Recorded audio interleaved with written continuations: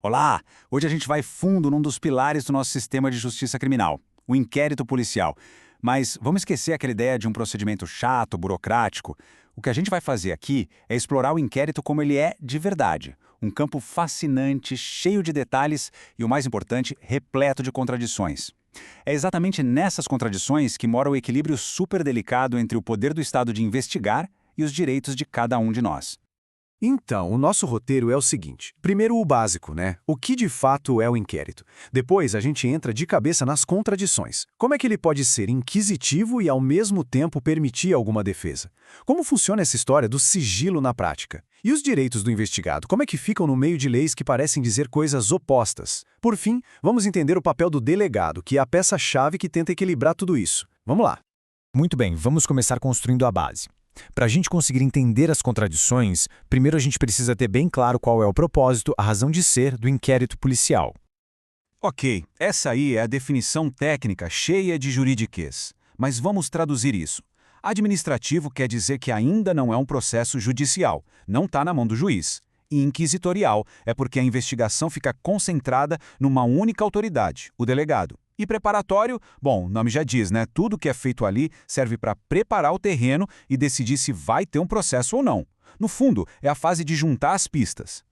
Isso nos leva direto para as duas funções principais do inquérito, que são como as duas faces de uma mesma moeda. A função preparatória garante que, se um crime realmente aconteceu, a gente tenha um mínimo de provas para começar um processo, para nada se perder. Mas a função preservadora é tão importante quanto. Ela funciona como um filtro. Um filtro para evitar que pessoas sejam arrastadas para um processo judicial sem ter nada de concreto contra elas, o que protege a liberdade de gente inocente e, claro, poupa o dinheiro do Estado. Agora sim. Vamos entrar na nossa primeira grande contradição. A palavra inquisitorial soa pesada, né? Parece que não tem espaço nenhum para a defesa. Mas, será que é assim mesmo? Vamos olhar de perto esse paradoxo. Então, a característica principal é essa: ser inquisitorial. O que isso significa na prática?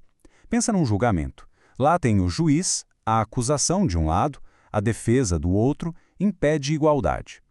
No inquérito, a história é outra. O poder de conduzir a investigação está todo concentrado nas mãos de uma pessoa só, o delegado de polícia. E aí vem a pergunta que não quer calar. Se o poder está todo concentrado assim e não tem aquele debate formal como num tribunal, quer dizer que a pessoa investigada fica completamente desprotegida, sem defesa nenhuma? A resposta, olha, pode surpreender. E aqui está o pulo do gato, a contradição escancarada. A regra é que o inquérito não é um julgamento, não tem aquele debate de provas. Ponto. No entanto, a lei abre uma brecha fundamental para a defesa. Ela garante que o advogado tem, sim, o direito de estar lá, de acompanhar o cliente durante a investigação. Então o sistema é inquisitivo, mas não é uma porta totalmente fechada para a defesa. Vamos para a nossa segunda contradição, que tem tudo a ver com a primeira, o sigilo. O inquérito, por natureza, é sigiloso, mas a grande questão é, sigiloso para quem exatamente? Antes de mais nada, o sigilo não é um capricho não, é uma ferramenta estratégica. Manter as coisas em segredo é vital para que a investigação funcione sem interferência, para que suspeitos não fujam ou não tentem destruir provas.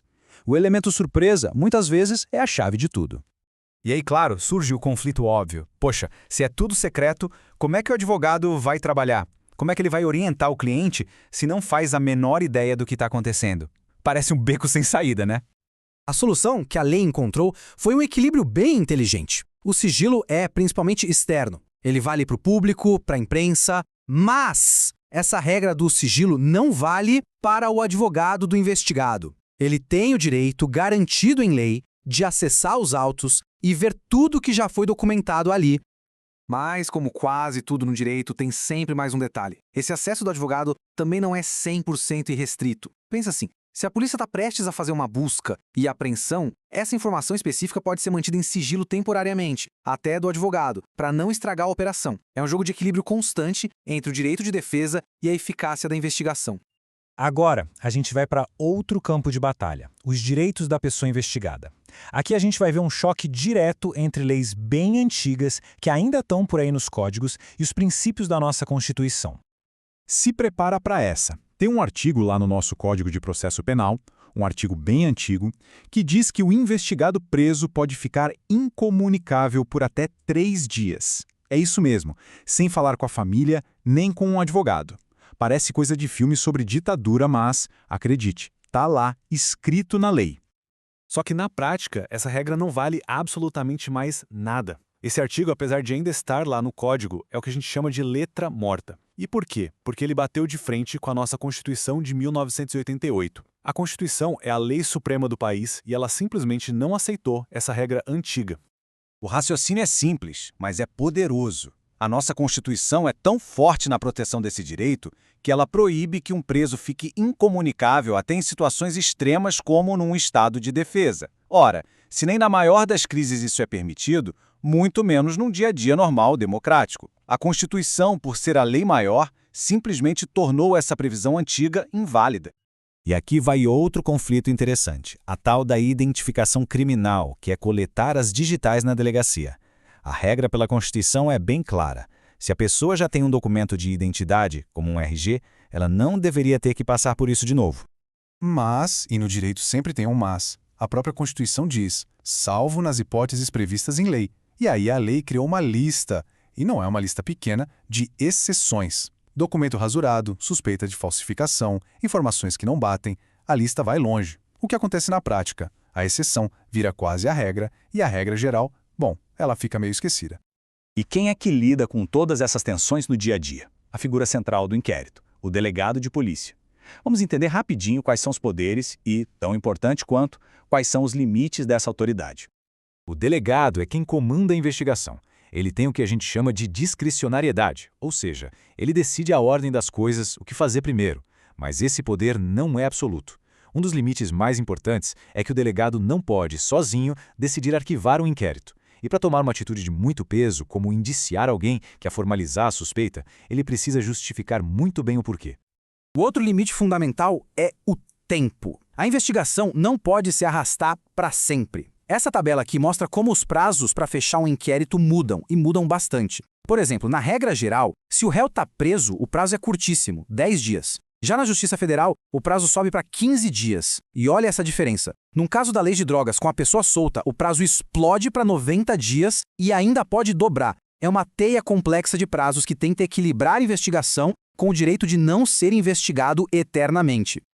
No fim das contas, o ponto central é este. O inquérito policial não é um procedimento reto e simples. Ele é, na sua essência, um campo de tensão constante.